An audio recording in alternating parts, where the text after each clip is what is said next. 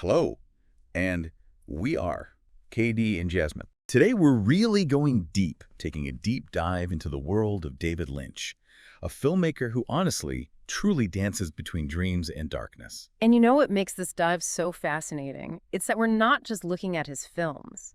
No, we're tracing the evolution of his artistic vision all the way back, like all the way back to his childhood. It's like one of those Russian nesting dolls. Just layers upon layers of inspiration and experience that just build upon one another. So let's peel back those layers. Let's start with his childhood. He's described his childhood as a dream, but not like the sweet whimsical kind. It's more like a dream with those unsettling undercurrents, those hints of darkness kind of lurking beneath the surface. Exactly. And it's not just some kind of abstract concept either. Lynch actually points to specific events, like moving around a lot as a kid, seeing the contrast between those like picture perfect small towns, those picture perfect towns, and then the darker realities underneath. Those early experiences really infused his work with this sense of duality. Almost like those perfectly manicured lawns in his films, Yeah.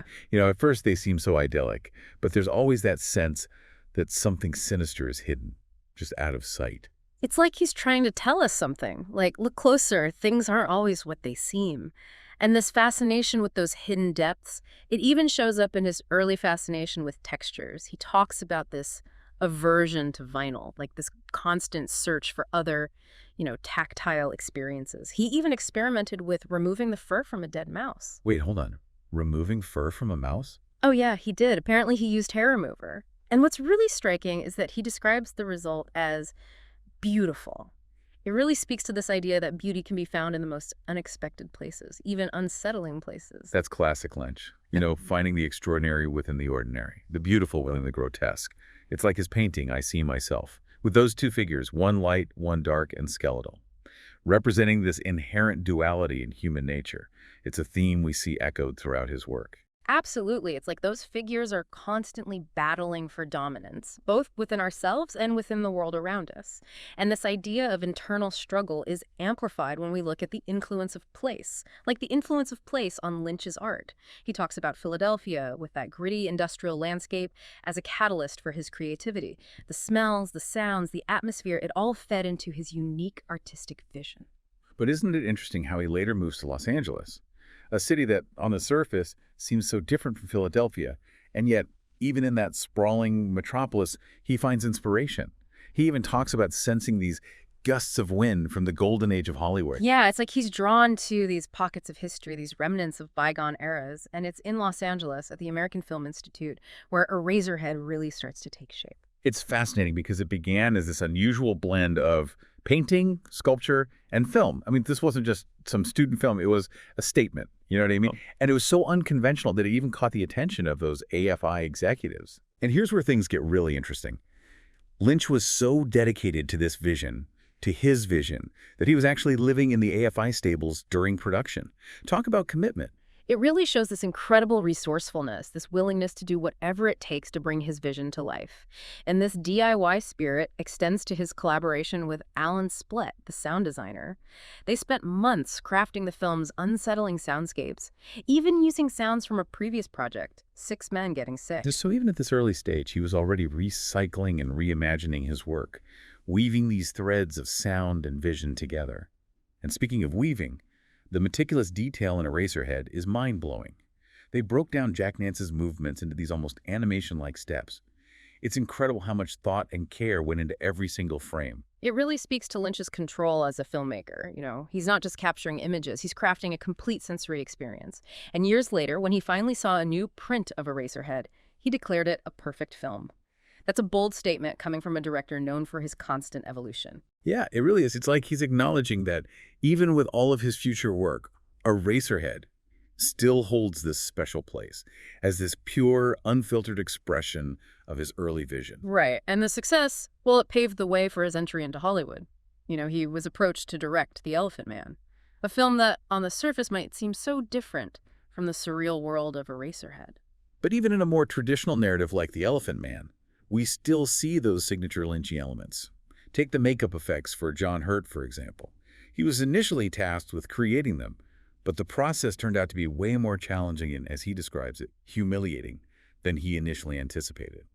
It's almost as if he was forced to confront the limitations of his own skills, which can be a humbling experience for any artist.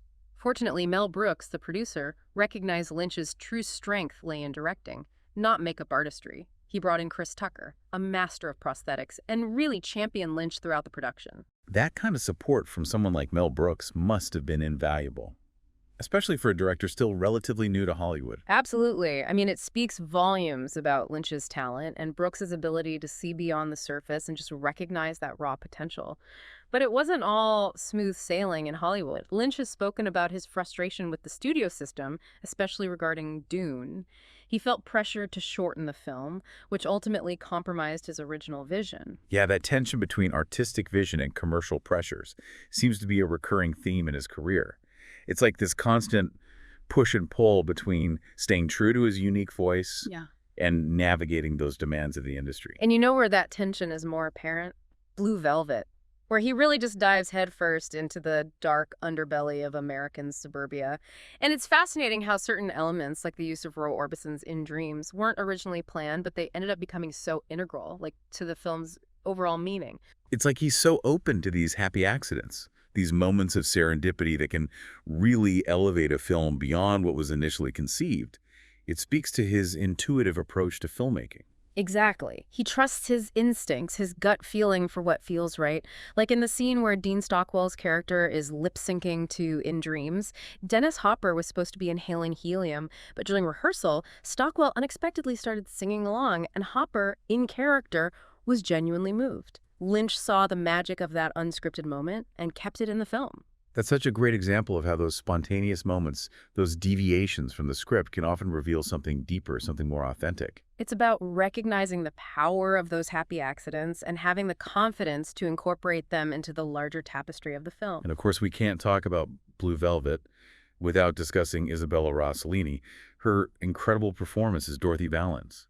She brings such depth and vulnerability to a character that honestly could have easily been one-dimensional. Rossellini has even said that she saw Dorothy as a symbol of complex female experience, that she was challenging those stereotypical notions of victims and victimhood. And it's important to note that Lynch, despite his reputation for creating disturbing imagery, has immense respect for his actors, giving them the space to explore and embody their characters in their own unique way. That's an important point. Yeah. He's not just exploiting those darker elements for shock value.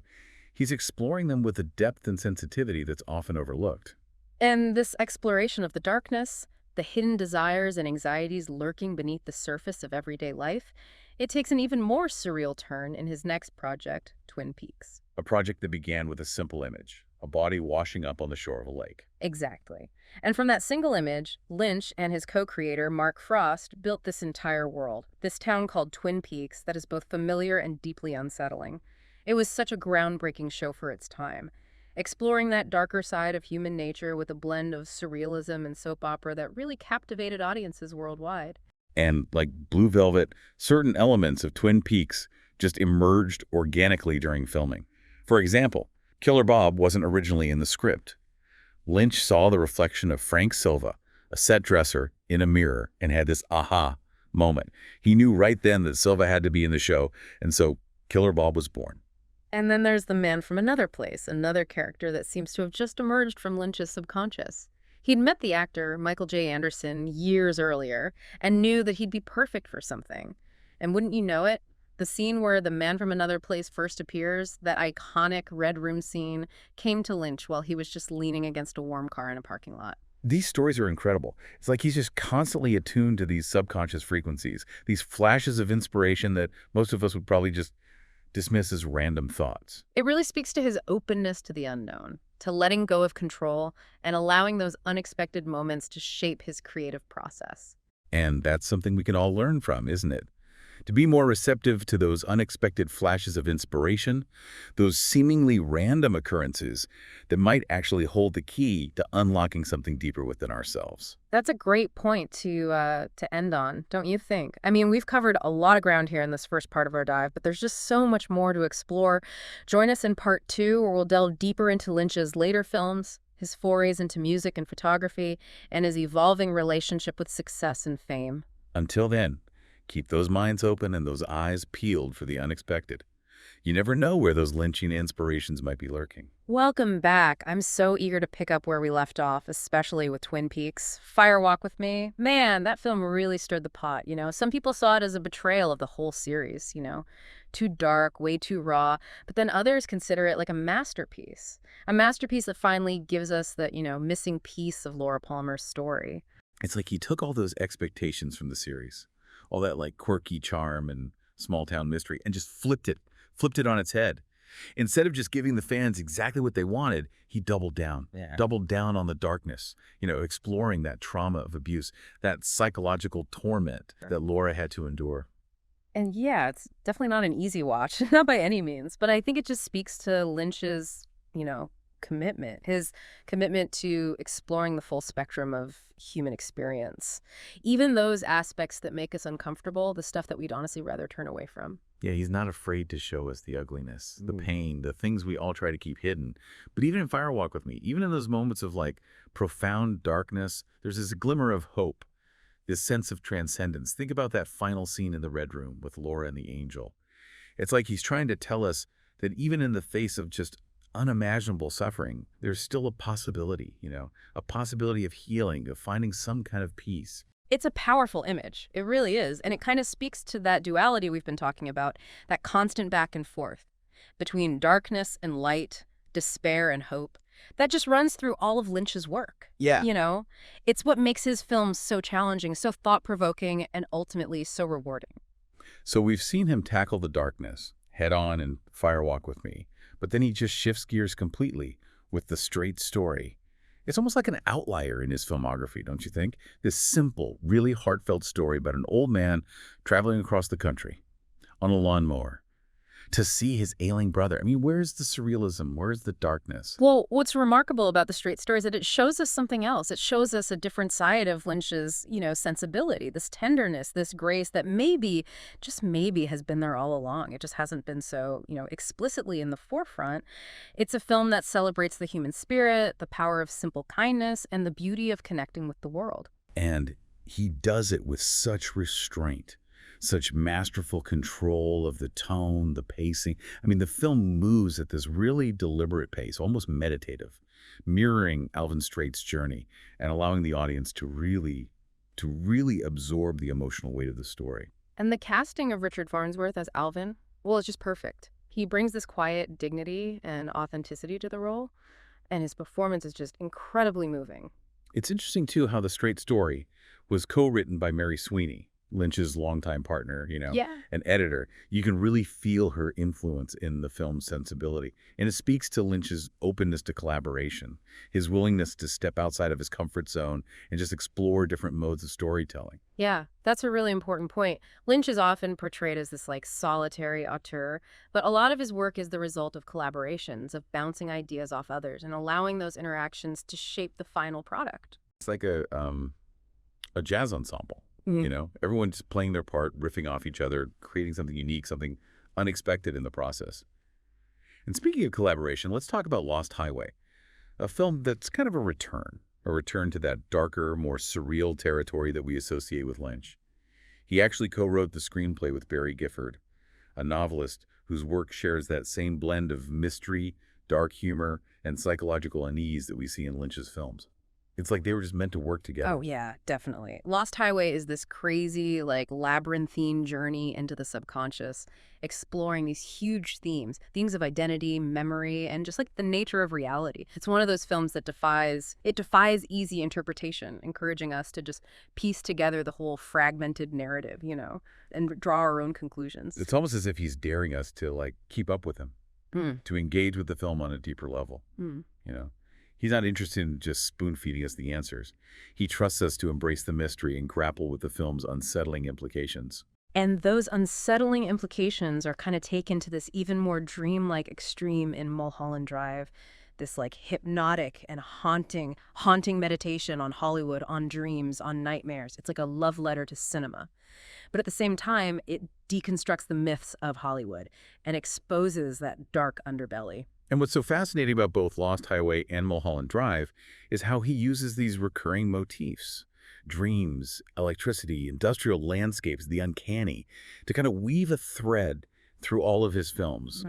creating this interconnected universe where reality and fantasy are like constantly blurred. And those motifs aren't just there for show, you know? They're not just visual flair. They function as metaphors, inviting us to look deeper, look beneath the surface, and really grapple with those deeper meanings embedded within his work. For example, the baby in Eraserhead. It can be interpreted in so many different ways. As a symbol of fear, responsibility, like the anxieties of parenthood, or even the creative process itself. Exactly. See, Lynch doesn't give us those definitive answers. He invites us to engage with his work on a symbolic level, you know, to find our own interpretations and draw our own conclusions based on our own experiences. And that openness to interpretation is what makes his films so endlessly fascinating, so rewarding.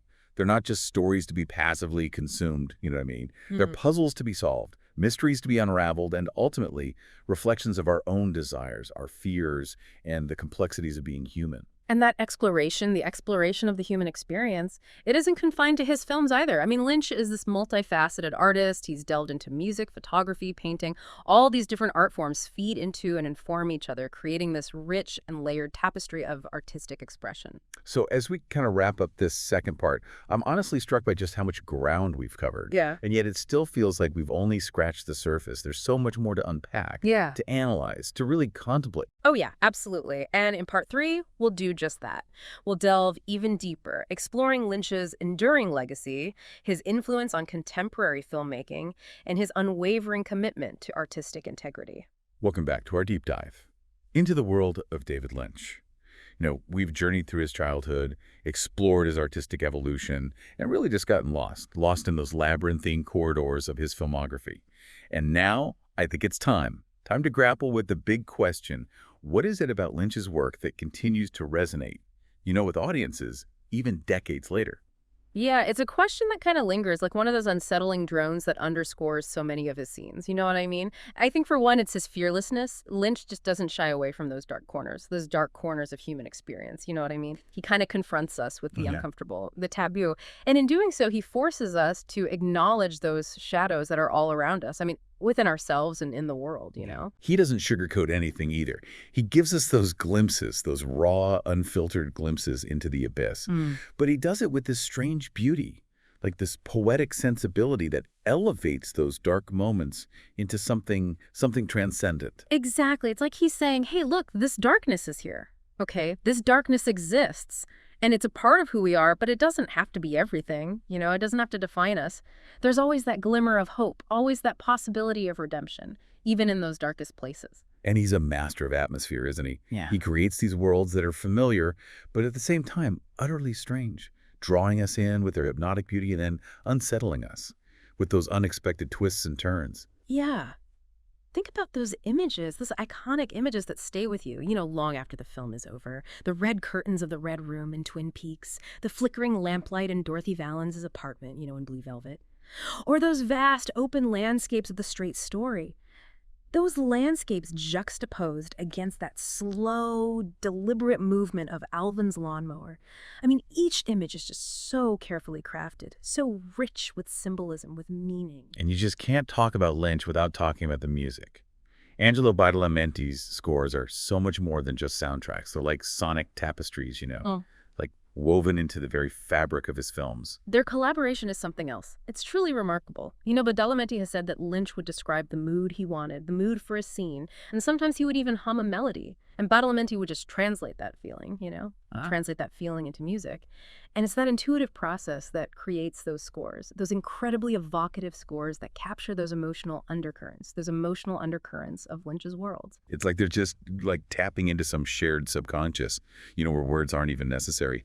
They speak this language of feeling, of mood, of pure, raw emotion. And Lynch's influence, it goes way beyond his films. You can see his fingerprints, you know, on the work of so many other filmmakers, like contemporary filmmakers.